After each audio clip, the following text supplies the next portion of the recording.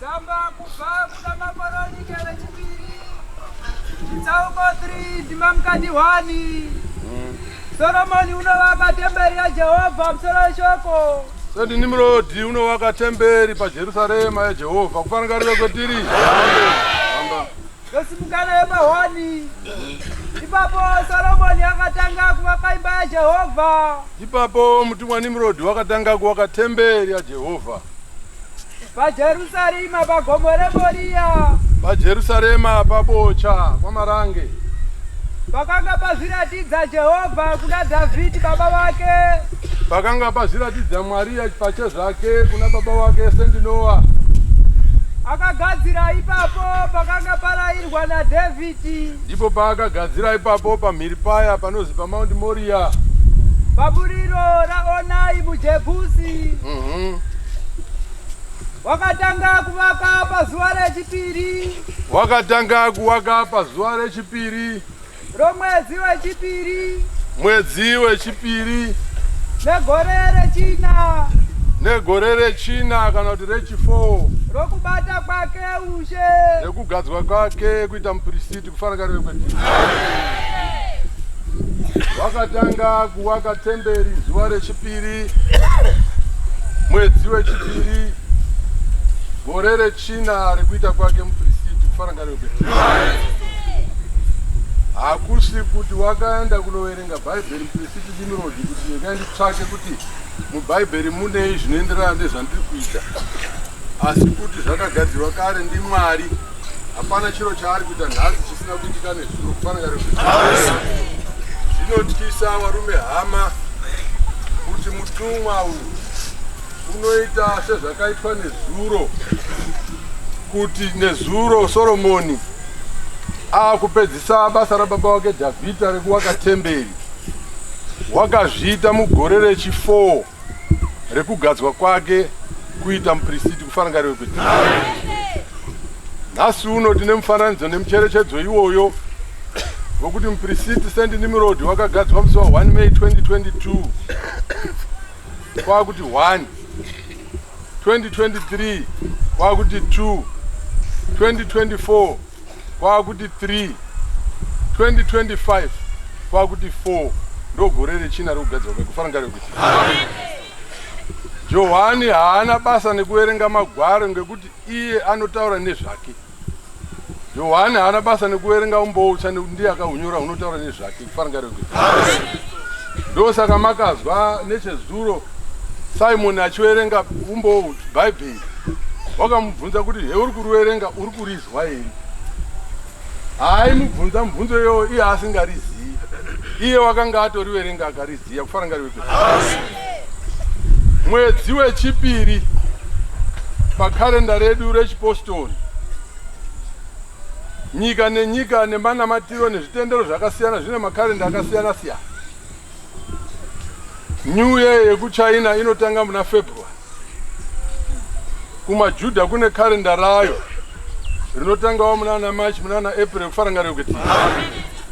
Isusu karenda redu rechechi inokwa Johani Marangi, mwedzi wekutanga wegore iJuly. Tikanga tadya July toziva kuti tatanga gore kufanira kwetiri. Saka tiri pabocha paJuly musi wa24 ndo pakataura mutumwa waMwari kuti ndakuputsa temberi, wana baba wanditenda ndiputse temberi ndiwake itsva kufanira kwetiri. Muna August unova mwedzi wechipiri sezvakaita Solomoni, ndo makatanga kugogodzwa zviwakwa zvetemberi zvichidonhedzwa pasi kufanira kwetiri. Izvozvo zvega kana wanga usikatendi kuti mupristiti ndewechokwadi ndewaMwari, imbotendawo izvozvo. Kana ukashora mwiri wake kana munhu, hanzi tendai mabasa kufanira kwetiri. Sendi Nimrodi wagadzwa pachigaro musi wa 1 May 2022, watarisana naMwari. Tenzi Jesu Kristu wakavabvunza kuti unoda chii zvendakupa basa iri? Mupristiti uyu wakapindura akati ndinoda kuvaka temberi ndipedzise basa rakasiyiwa nababa wangu. Baba wangu haana kukwanisa kuzoriita nekuti mhandu dzakanga dzamukurira dzawanda, mukamuti chimuzorodza kufanira kwetiri. Sezvakangoita pana Dhavhidhi. Zvikanzi waita zvakanaka Nimrodi ndiMwari, ngekuti hauna kukumbira pfuma uye hauna kukumbira kuparadzwa kwemhandu dzako nedzababa wako fara ngariwe naizvozvo ndaakuchikupa zvese pfuma yacho ndaakukupa mhandu dzababa wako ndaakudzibata kuti dzishaya simba kuti yoite basa rangu fara ngariwe hakuna mhandu inomukira mutumwa nemurudzita uno fara ngariwe unongofa musati mamuziya wozongozwa kuti munhu wada kumuka ndosaka akafa fara ngariwe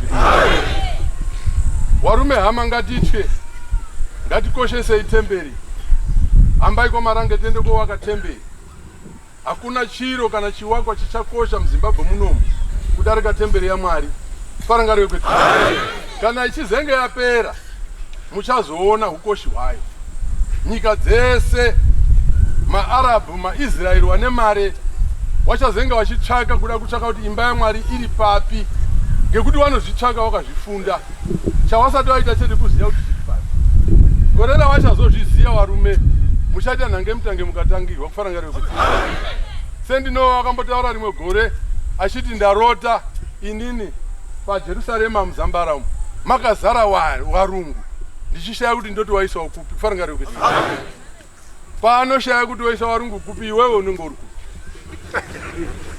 fara ngariwe musatambe nechechi ino bavarume nyoresai mazita mutemberi chechi ino handi yezvichemo handi yekuti ndashayiwa ba fara ngariwe ukanga wataura kuti washayiwa zvoreva kuti hausi kuziva kuti munhu akuti ndipe shandira ndiani kana uchiziva kuti ndite Jesu Kristu uchatsvaga ushandira iwewe nemhuri yako fara ngariwe nekuti nechezuro Jesu Kristu achifamba wakaona muonde wakanga wakasvipira asi usina chawanga wakabereka ba akauti ndaane nzara ukati handina ngekuti inini haisi nguva yangu yemaonde ishuwa yakanga isiri nguva yemaonde ba asi muonde hauna kuziva kuti munhu uri wataura naye ndiye muridzi wemaonde ungadai wakataura basi kuti shuwa tenzi wangu muri wenzara dai maita kuti ndiputse maonde ndikupei mucho fara ngariwe waizviziva wakazwa ngekuti pawakatukwa wakabva waoma kufara ngariwe dai wanga usina kuzwa ba usina kuoma ba saka chenjerai kuti kutadza kumwe kuita zviro zvinoda Mwari muchatukwa mukaoma varume hama kufara ngariwe